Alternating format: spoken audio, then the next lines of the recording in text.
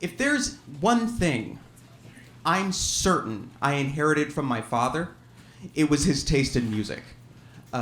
Growing up, my dad wanted to show me and my brothers his favorite bands from the 60s and 70s. So he went out, he bought all their greatest hits albums, and our car rides with Dad basically became our classic rock education. And that's how the music my dad grew up listening to became the music I grew up listening to.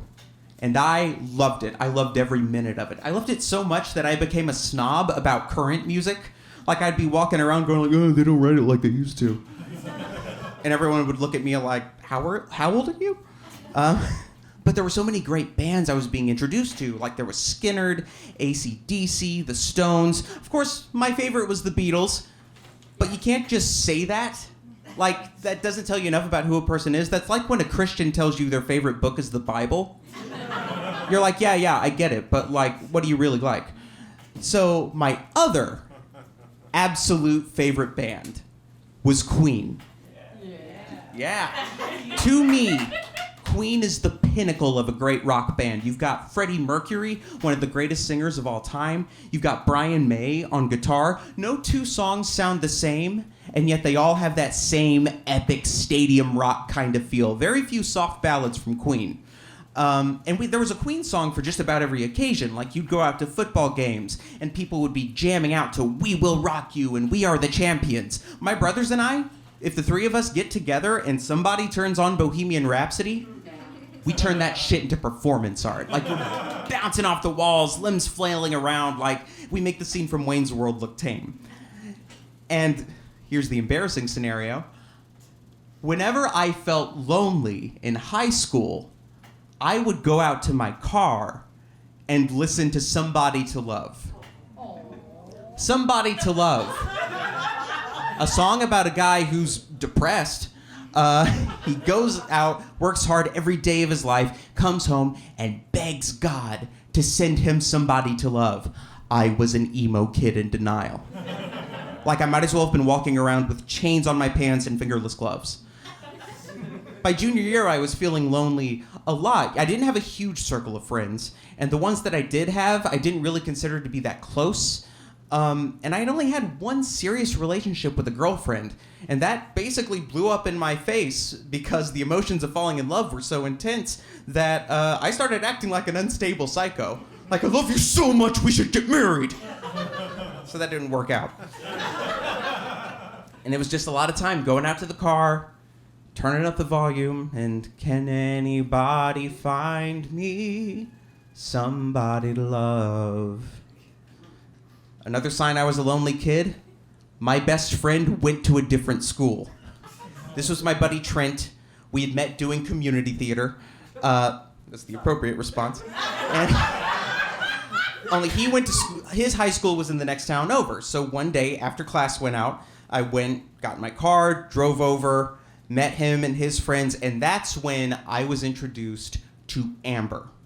Amber had this stunning strawberry blonde hair, these beautiful blue eyes, this really sweet smile, and she was a senior, practically a woman, but where we really clicked was that we could talk to each other. Like, we could just spend hours on end just talking about this and that, and I never felt nervous around her. Like I felt really calm.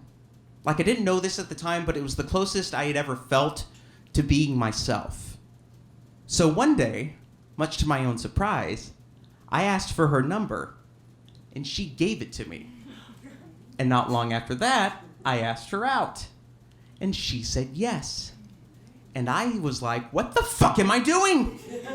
This girl is way out of my league. What am I thinking? She's this stunning ginger goddess, and I'm a hobbit.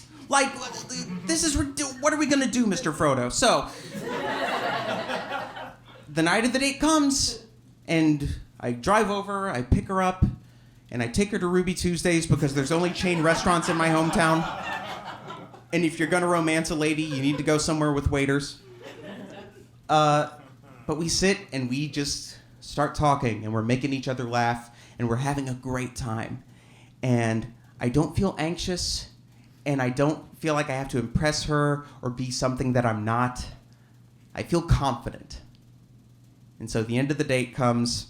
I drive her home. I walk her to the door. I don't go in for a kiss because I'm a gentleman and a virgin, but I do tell her, like, hey, listen, I had a great time tonight, and I really think we should do this again sometime.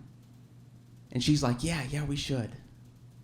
And we say goodnight, and she goes inside, and I'm walking back to the car, and I am pumped.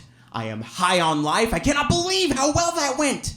And I get in the driver's seat. I turn on the CD player. Queen's already in there. So as soon as I start the car, Somebody to Love starts playing. And I remember looking at it and going, you know what? Screw this. Not tonight. And I start flipping through the tracks. I'm trying to find something else to listen to until suddenly I land on, tonight I'm gonna have myself a real good time. It was Don't Stop Me Now, a song about a guy who's gonna go out and have fun, and that's about it for 3 verses. Not what I would have considered top-tier Queen at the time, but in that moment, nothing felt more right. So I take off down the road and I am jamming out to Don't Stop Me Now. I'm having such a good time. I'm having a ball. I look up, I'm about to drive into a ditch. I swerve just in time to miss it, stop the car. I look at it through the window. I cackle like a maniac, and then I drive off into the night. I was so happy with how this went that I thought, well, surely I'm gonna get a second date, right? And so I call Amber back up a couple of days later, and we start this back and forth. And eventually she goes, Grant, I think you're a really great guy.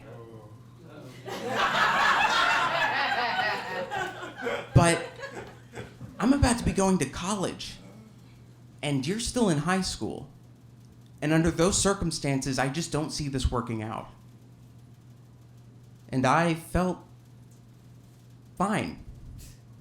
I did. I felt okay. She was just being honest.